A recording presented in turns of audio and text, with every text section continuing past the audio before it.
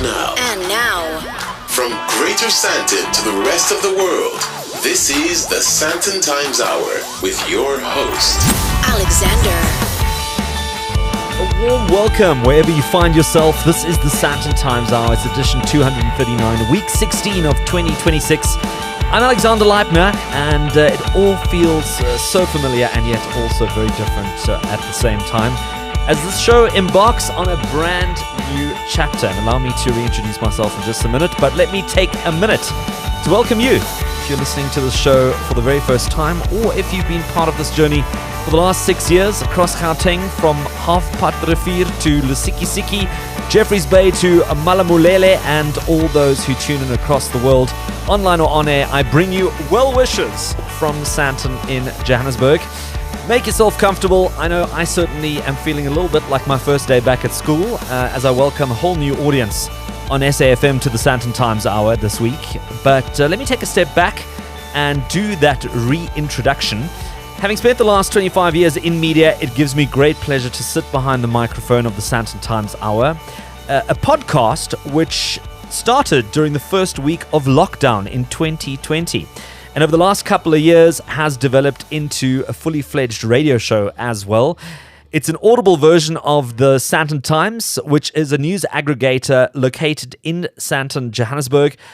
Undoubtedly South Africa's economic heartland, but bringing its audiences stories from across South Africa and the world when it comes to all things leisure, lifestyle, culture, and so much more.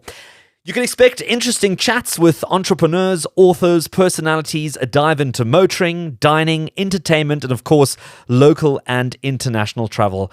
It's some real laid-back listening. With a fresh sound for this new season, I'm sure you're asking yourself, so why Sandton? Well, it's home to Africa's largest stock exchange in Maud Street. South Africa's tallest building can be found just a few meters from there, along with the headquarters of some of South Africa's biggest institutions and companies. We had the G20 summit unfold here last year, along with the recent South Africa Investment Conference, and a large majority of national announcements and launches take place right here. Some might call it the New York of South Africa, so consider this your front row seat to all that is new, happening, and coming up in South Africa. And hopefully, you'll hear it here first. Vincenzo, behind the mixing desk, pressing all the right buttons, I hope. And we didn't get a chance to introduce you this time around, but we'll get to that, I think, in the coming weeks, right? Fantastic. Well, what's coming up in the next hour? Well, in a bit, we kick things off with a bit of motoring in our Sandton Drive feature, as I'm joined by a fellow car enthusiast to look at the new BMW 2 Series Gran Coupé, so don't miss that. Then there's an initiative to bring fame and funding to some of our talented opera singers in South Africa, and I'll be finding out a little bit more. As always, I then catch up with our regular entertainment commentator to take a look at the latest entertainment releasing on your screens this week. And finally, I chat to one of South Africa's most talented performers about his latest show, which is an ode to some of the greatest pianists. Don't miss that interview. A great hour up ahead, and I'm glad you're joining me for it. But feel free to get in touch, send through your questions, comments, and feedback. And you can do so. You can use the email address editor@sandtontimes.co.za.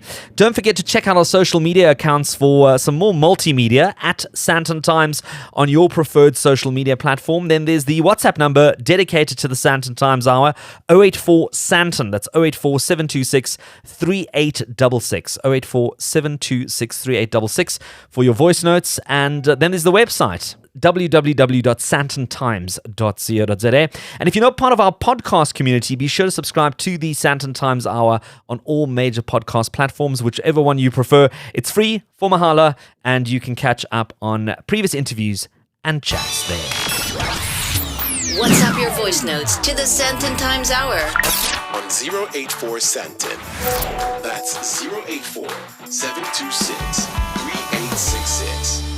There's something deliciously rebellious about the BMW 2 Series Gran Coupé. It wears the badge of BMW, a mark built on performance purity and driver-focused dynamics.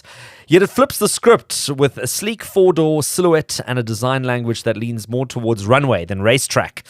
And that's precisely where the intrigue lies. Is the 2 Series Gran Coupé a clever evolution of what a modern BMW can be, or a bold departure from the brand's traditional playbook? In a segment crowded with style-led compact saloons, it doesn't just aim to compete, it aims to redefine expectations. I test drove the 218 variant for a few days to get a better understanding of the BMW 2 Series and felt it was a little flat, performance-wise. But here to sit down with me to explore the thinking behind this unconventional offering, from its design philosophy and tech-forward cabin to the driving experience that continues to spark debate among purists and newcomers alike, is Bernard Hellberg. He is a seasoned motoring journalist, but he's also the editor of Driven magazine. And Bernard, welcome to Sandton Drive on the Sandton Times Hour. Thanks, Alex. I do appreciate the opportunity. Bernard, you've also had a chance to test drive this car, which is also a finalist for the Car of the Year Awards this year.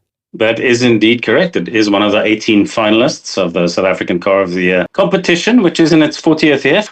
I am one of the jury members for Car of the Year. So, yes, I recently drove this car. Look, I've driven it, as you have, on test for a couple of days. Recently got reacquainted earlier in March, to be specific, during our test days. And yeah, there is a reason why it is one of the finalists in this year's competition. And just to clarify, it's not the 218 variant specifically, the one that you drove, because the competition works in such a way that a range is entered. So the manufacturer picks the derivative that they send to compete. So we didn't test the 218, but the dynamics are very much the same regardless of the derivative. Of course, the design is very much the same. And that kind of thing. So that qualifies me, I guess, as they say, to chat about this with you. Well, I certainly hope that the derivatives that you drove were probably not as underwhelming as the 218 that I drove, because maybe also BMW sets this expectation that when you get into one of their cars, that it's going to be this push into your seat that I didn't experience in this particular derivative. Look, like any range of cars, you are going to get the more entry-level versions, like the one that you drove. And I'm not sure, did you drive the M Sport version, which is just a couple of bits and bobs of cosmetic additions to make it M, the BMW Performance Division, or was it the pure entry-level, just 218? It was the M. It had little red bits and pieces. Yeah, so that just makes it look a little bit more aggressive. It doesn't, as you experienced, make it feel more aggressive. And, I think a lot of it has to do with perception around what a BMW should offer, because we all grew up with this sheer driving pleasure moniker. BMW had to be sheer driving pleasure and had to push you back in your seat and do all of these things and be aggressive and that kind of thing. But, there is a place for BMWs that are more elegant in their power offering and that kind of thing. So the 218 for me slots into that, because it is also definitely more design focused, more runway focused, as you said earlier in your introduction, than anything else. You can't get away from it. It's not like it has no power at all. Of course, it's just perhaps that you were expecting 300 kilowatts, when in actual fact it offers 115 kilowatts at its maximum. Look, it still has all the finishings of a BMW. I mean, you're still driving what is still German quality. And like I say, every time I get into a German car, you can still feel that weight of the finishings and the way it's done. It just has a different feel to it to many of the cars that we're receiving from other territories, specifically Asia, where there is a catch-up game that is taking place, but it's still not quite there. Sure. In terms of power, it doesn't give you that aggressive feeling. One thing I must point out, though, and a lot of that sheer driving pleasure that BMW promotes and promoted in the past is centered around its chassis and how the car feels, how the car handles, rather than necessarily just how it outright accelerates. There you simply cannot but admire this car, because it has that beautiful chassis balance that a BMW, or that BMWs in general, are known for. And of course, some of them, the more powerful, more aggressive ones, do have a more race-focused, sporty-focused chassis than the 218. It's slightly softer, but still beautifully balanced. And I think that's what, for this car, specifically gives you that driving pleasure and what you should be focusing on. And, there aren't many competitors to this car, and I think that's also what makes it special, not at this price category, because the price is, I think, actually quite competitive for what you're getting if you look at what else is out there in the market that offers this four-door sedan body style, although it's a compact car. There just aren't that many other options and other alternatives. There's, in fact, I think one that falls sort of within the price range of the non-M Sport version, the standard 218 Gran Coupé. Well, look, let's get into the pricing. I mean, what are we in for if we wanted to have a look at one of these? If you're starting right at the entry level, the standard 218 Gran Coupé, non-M Sport, then currently you're looking at 733,560 for argument's sake. If you one step up, M Sport, again, all the bits and bobs, the red touches, the M Sport badging, the different wheels and that kind of thing, then you're looking at 773,560. And that competitor that I mentioned earlier in this price range, slightly below the entry Gran Coupé, but similar sized, well, exactly the same size engine, also 1.5 liter turbo, but with more power and non-German, is the Japanese brand Honda's Civic Sedan 1.5 turbo RS at 725. So that's sort of the category, the body style, the shape, the design that you're looking at. Well, look, it's certainly doing something right if it is a finalist for this year's Car of the Year in its 40th year. I'm keen to see what the results are going to be, what the outcome is going to be of that. But certainly I got a chance to drive it around Greater Sandton, the highways and the sideways. And apart from, not getting that thrust, it was a very, very pleasurable drive. So I'm looking forward to seeing what your outcomes are. Bernard Hellberg, seasoned motoring journalist and editor of Driven Magazine. It's been great having you on Sandton Drive on the Sandton Times Hour. Alex, always great chatting with you, and it's really great chatting about cars. I hope we can do it again. This is where it gets interesting. You're listening to the Sandton Times Hour. The excellent Out of Africa Trust will be presenting a very unique experience at the Forum Hyde Park in Johannesburg titled 4 Countries, 4 Voices. It's a journey across Italy, France, Germany, and the Czech Republic, where each performance will be paired with dishes inspired by the region and complemented by a fine selection of wines from the Western Cape. But beyond the elegance of the evening, there's a powerful purpose behind this event, and the Trust was founded to support South Africa's exceptional young vocal talent, artists who have the ability, the training, and the ambition, but often lack the resources to take that next step onto the global stage. In fact, the journey began with a moment of inspiration, witnessing the early brilliance of none other than Pretty Yende, who you might remember we've spoken to on the Sandton Times Hour. And if you haven't heard that interview, feel free to go have a listen. The interview, I think it's the podcast edition 104. And it's just a reminder of how much untapped potential exists in this country. And now the same spirit continues with a new generation of rising stars set to take the stage. Voices that may very well shape the future of opera, both locally, but even more so internationally.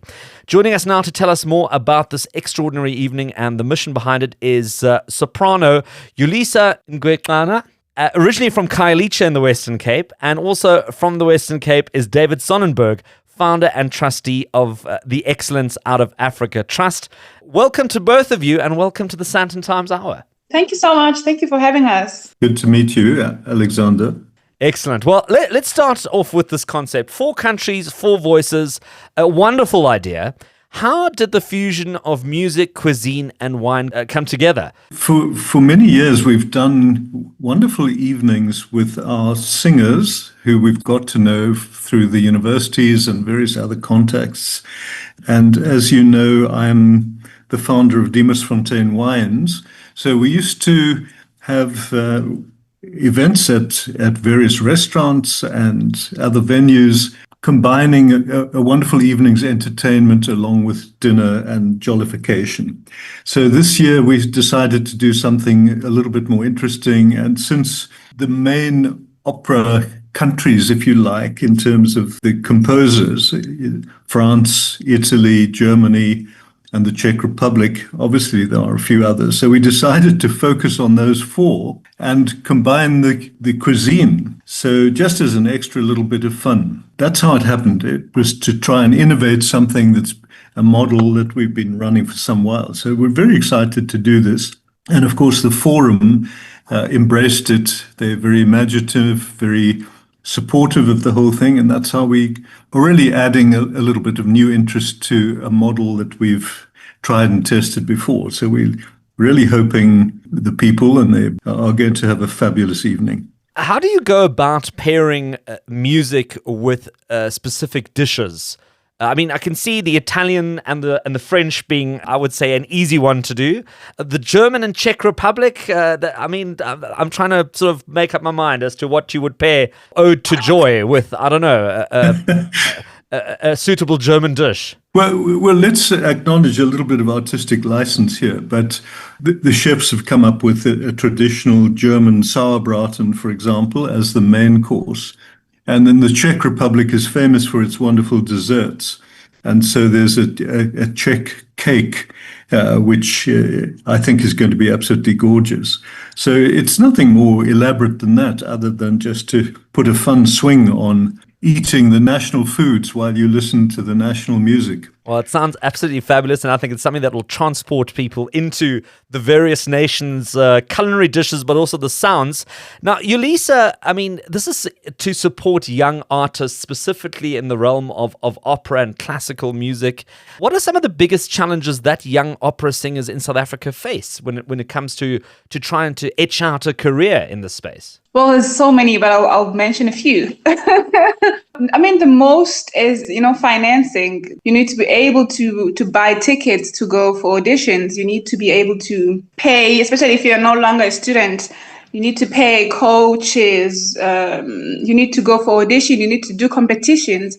All these things, they need money. So you need some funding. Everything we know, especially Black opera singers, most of them, they cannot afford to pay for university. They cannot afford to pay for flight tickets. So besides all other things, but finance is really a big issue.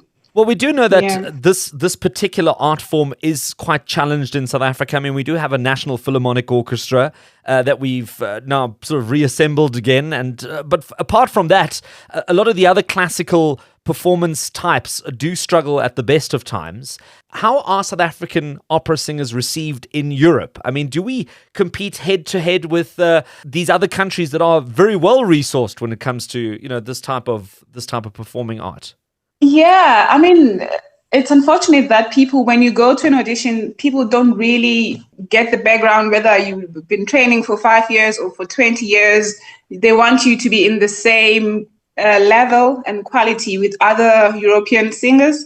So you really have to get all the training that you can get and prepare yourself to be able to be in the same level as other European singers, because no one's going to say, okay, she's from South Africa, maybe she didn't have enough training, so let's just give her, less in terms of how we judge or whatever. No. And you compete with people who've been training for years with access to resources, but maybe you haven't, but so you have to really kind of push yourself to be in the same level. So, yeah. So once you're on the international stage, nobody really cares about what your story is. You have to compete head to head with everybody else. Yeah, no one cares. You have to be in the same level. Well, the good news for South African audiences is that they can get a chance to get a taste of that international talent and flair right at home. What does it mean to you to be able to perform to local audiences, having mostly been exposed to international audiences? It means a lot. I love performing at home. The audience is always different, whether you're in Cape Town or in Johannesburg or whatever. So even if you are in Cape Town or you are in Europe, the audiences are always a little bit different. But being at home I really love performing. It's the atmosphere is different, and how people really appreciate you as theirs. It's different from performing internationally. I mean, I love, of course, performing overseas as well. It's what I want to do more, but it means a lot more when I perform at home. David, from your perspective, what are your hopes, dreams, and aspirations for this evening in terms of being able to continue to grow new South African talent? Just to follow on from what Yolisa has said, an anecdote that I will always remember is that a famous opera director from one of the Scandinavian countries came out to see South Africa and to listen to the voices and to recruit for programs, etc. When asked about what he thought about South African young talent, he said, "You will hear more voices of excellence in South Africa in half a day than you will in a month in Europe." So that was an amazing thing, and it kind of inspired us to be part of an effort to give exposure and training opportunities, etc. Look, we're a small trust. We can't do a huge amount, but we do what we can. And in association with many others in South Africa who are now happily supporting opera, I think we just want to continue as before, which is to have the fun and the huge privilege of mounting some of these events. And we continue to subsidize occasional students for their travel. And so the public's help is needed to join us to provide more opportunities. So over the next few years, my wife and I have just retired. We've sold Demersfontein, but we're continuing to live there and have concerts there and elsewhere. So we want to do more of the same. And I have to say, I feel hugely privileged because we've met some outstanding young people and we want to do more of it. That's a great point to leave it at. If you're interested in attending the Four Countries, Four Voices, it's on the 18th of April in Johannesburg. We'll put all the details up on the Sandton Times website. But it's been such a pleasure chatting to Yolisa Ngwexana, Soprano, and also David Sonnenberg, founder and trustee of the Excellence Out of Africa Trust. And thank you for making the time to be on the Sandton Times Hour. Thank you for having us. Thank you so much. This is the Sandton Times Hour. Heading into the second half of the Sandton Times Hour, my name is Alexander Leipner, and if you're here for the very first time and there's anything that you heard on the show that you found intriguing, interesting, you wanted to find out a little bit more, you can find the show notes on the website where we provide you with some additional details, some additional links, maybe a phone number, an email address that you missed, sandtontimes.co.za, and you can get a detailed breakdown. Just look up this week's show notes. Also, be sure to check out the social media accounts at Sandton Times. Make sure you use the WhatsApp number 084 Sandton. That's 084 726 3866. And feel free to send through your voice notes, text messages, and so much more there. It's time to connect with Tat Wolfen, our regular entertainment commentator on the Sandton Times Hour. And Tat, before you get going, let me just give everyone a quick reintroduction, considering I've taken liberty of doing that myself. So Tat's a seasoned entertainment reviewer. I've known Tat for probably a good 20 plus years. He's been in this business longer than I care to remember, but he's an expert in the field of theatre and movies, and every single week we catch up to chat about what's streaming, what's on television, what's on stage, what's happening in cinema, and a whole lot more entertainment. So without further ado, Tat, let me open the curtains to our regular stage where we look at all the things that keep us entertained. And what have you got lined up for us this week? Thanks for the glowing introduction. I wanted to talk about a current sort of beef of mine, I guess, and that is that the contemporary movies that are opening in movie theaters these days are generally not great, okay? They're sequels, they're prequels, they really lack imagination. Obviously, there is the odd fantastic movie comes along, and that's what keeps us alive as reviewers. But they don't make them like they used to. And for that very reason, I wanted to tell our valued listeners about a channel on YouTube which is called Artflix, Artflix. Okay. And this is one of those, it's a legitimate channel. So, because there are a lot of people that put movies on YouTube illegitimately, yes, and then, they get taken down. But this is a legitimate channel that has a whole bunch of classics on it. So it's like you can consider it a kind of a streaming channel, but it's a whole bunch of classics that stretch way back from the 1970s back to the 1930s. And I think it's really refreshing to see movies that go back in history because, for example, I love going to musea. I love going to like a natural history museum. I love going back into cultural history. And as a lover of movies, I then also obviously love older movies. And I think that we also owe it to our kids, nieces, nephews, grandchildren. We owe it to them to at least expose them to these things. And many of them will just kind of go, oh, it's just old, I'm not interested. But there will be those kids who will be triggered. As a kid, I used to love watching Laurel and Hardy and Charlie Chaplin. And that was because I was fortunate enough to be exposed to these things. And it's the same as with anything. I think you should expose your kids to a whole range of stuff because something's going to trigger them. Take them to the ballet, for example, and maybe that's going to make them go, oh, that's what I want to do, kind of thing. Show them great buildings. They might want to become an architect. But in my case, we're talking movies. So on this Artflix channel, they've got a separate sub-channel with just Laurel and Hardy shorts. And they've been colorized for the newer generations. And their comedy is universal and it's timeless as far as I'm concerned. So that sub-channel of Artflix is worthy of mention. And they also have amongst their offering, they have a 1951 movie, Lassie, The Painted Hills. Now, you probably know that there were a whole bunch of Lassie movies made back starting in the 50s, and Lassie carried on through into the 70s, possibly one or two movies in the 80s as well. Lassie was a long-haired collie, for those people who really don't know who Lassie was, but that's the dog we're talking about in those movies. Yeah, and interestingly enough, the very first Lassie was actually a boy dog, but yet Lassie was Lassie.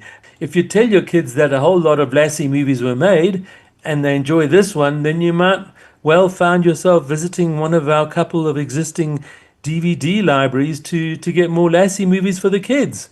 So yeah, Artflix I think is a great. Let's call it a natural history museum of cinema. If you're interested in film and you want to sort of inculcate that interest in your kids, then I think it's a great place to visit.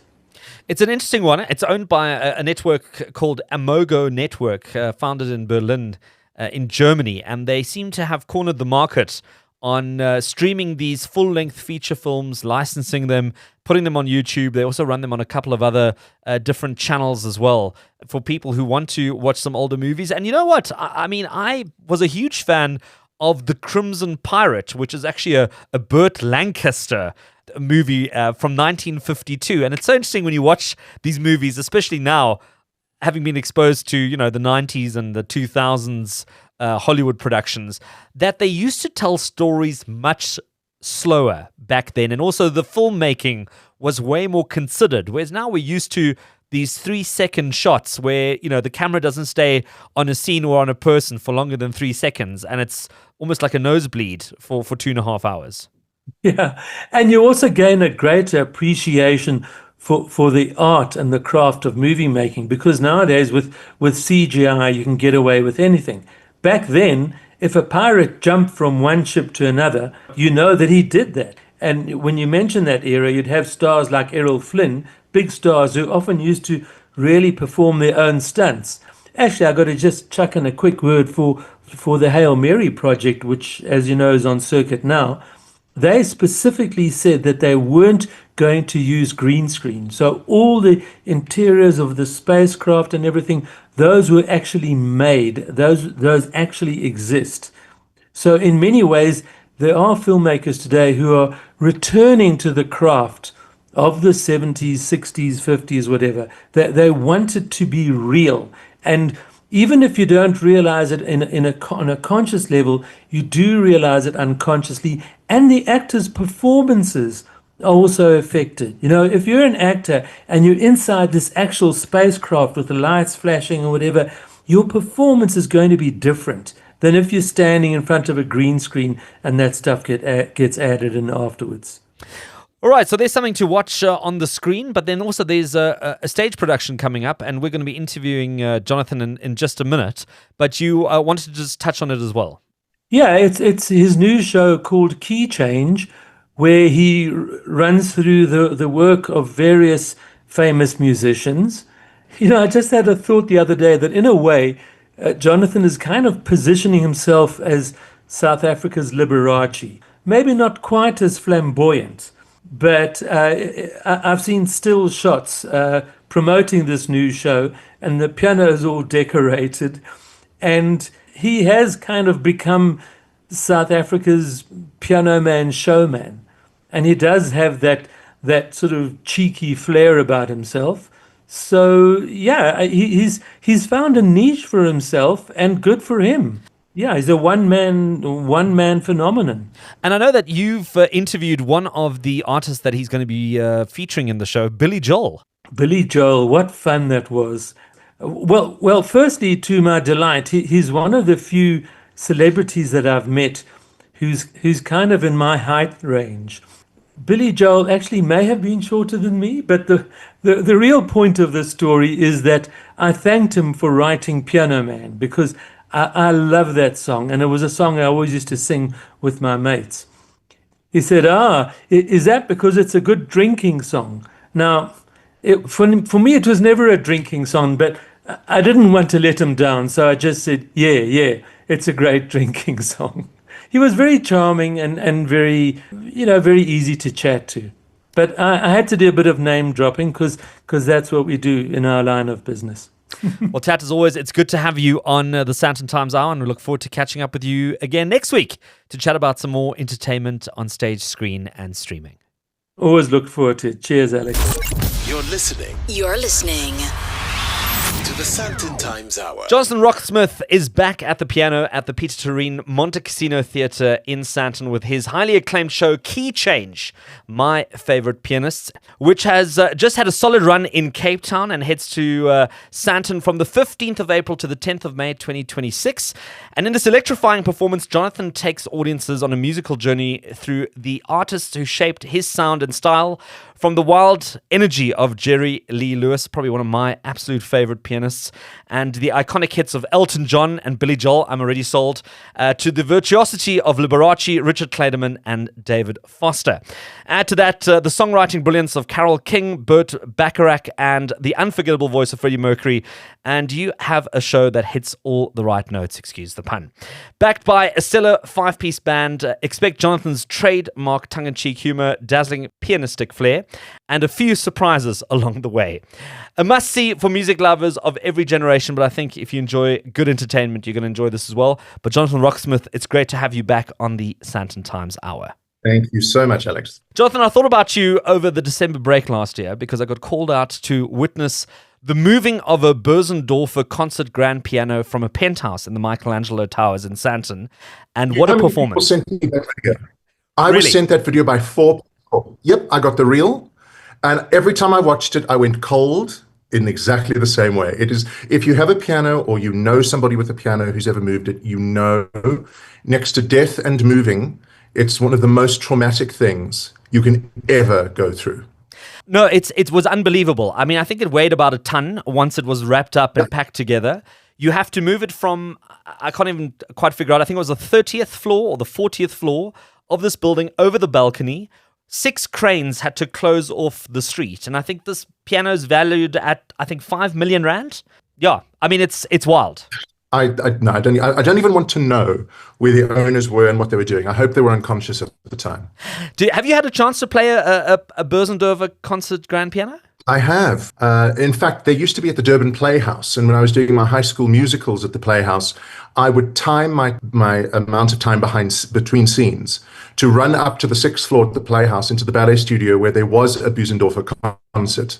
And I would put a timer on and then I'd play. And then as soon as the time, I'd run downstage just in time for my next entrance. I used to do that every year. Nobody ever knew. Worth the money? Oh, yeah.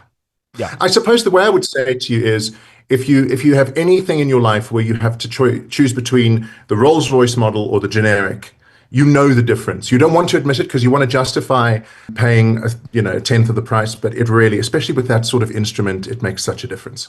Well, this particular concert grand piano did have a key change. It moved from one house to another, but your key change is a little bit different. It feels deeply personal.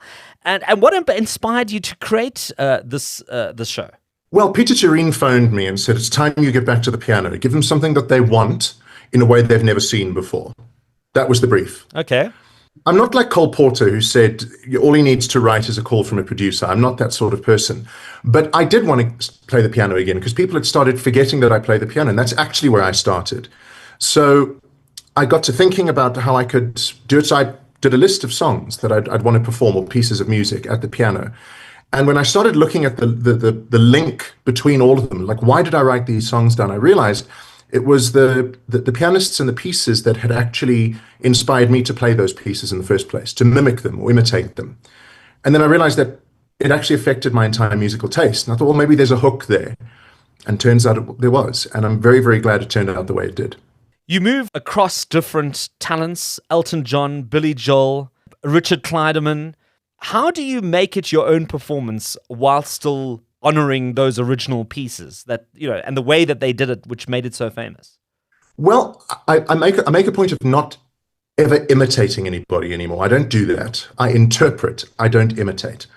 And the bottom line is the audience will fill in the gaps. The audience will hear Elton John in their heads, or they'll hear Liberace in their heads. But what they will see is me celebrating why I like that music.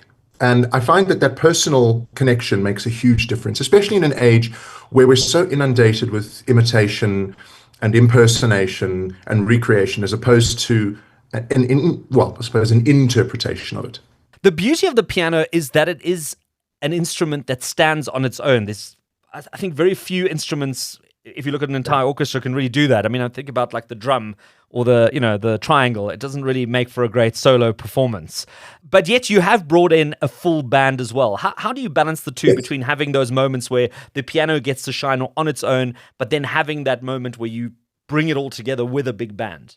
I think the secret is you bring in people, first of all, that you trust, that you get on with. So if they turn out to be your friends as well, it's an absolute bonus. In this case, I scored a triple, hat trick with all of that. But I specifically went for musicians who know how to listen. And I know that sounds like a redundant statement, but you'd be surprised how few musicians have the ability to listen and figure out where their gap is, as opposed to overpower. So I have 5 people with me who have the most incredible musical talent. That's a given. But they have ears, and they blend and they listen, and they know when it's their time and when to pull back. And so we don't even have to rehearse that aspect of it. It's an instinctive feeling in all of them, which is such a jewel to play with. You've already had a good run in Cape Town. Any interesting feedback or something that surprised you about that particular season? I was surprised at how many young people came, because they were sick and tired of hearing their gran rave the first run. Then they were sick and tired of hearing their parents rave the second time. So they wanted their moment. So I suppose the FOMO amongst the young people is the most gratifying thing to see, because aside from them being the audience of the next 10 years or so, not one of them had to pull their phones out. Because when you watch a show, you see the kids get bored and they start going on their phones again. Not one. Not one. So that was the most amazing feeling. And I like to point out at that point, if you're going to the theatre and pulling out your phone, you shouldn't be going to the theatre, nor should you be going to the movies. So please, leave your phones at home. You don't need it. Thank you. Thank you. Well, Jonathan Roxmouth, thank you for bringing Key Change to Sandton. His favourite pianists live from the 15th of April to the 10th of May 2026. Details will be up on the Sandton Times website, and you can find all of it right there. And Jonathan Roxmouth, always great to catch up with you, and thanks for the chat. Thank you so much, Alex. All the best. Jonathan Roxmouth rounding off the Sandton Times Hour for this week. And feel free to send through your questions, comments, and feedback. You can use the email address editor@sandtontimes.co.za. Connect with us on social media @Sandton Times, or use the website www.sandtontimes.co.za, as well as that WhatsApp number 084 726 3866, exclusive to the Sandton Times Hour. As always, make sure you subscribe and check out the podcast and join the growing digital community online. Thank you to all my guests who made time to be on the show this week, as well as the teams behind the scenes pulling this all together. A special thank you for listening, and God willing, we'll do it all again next week.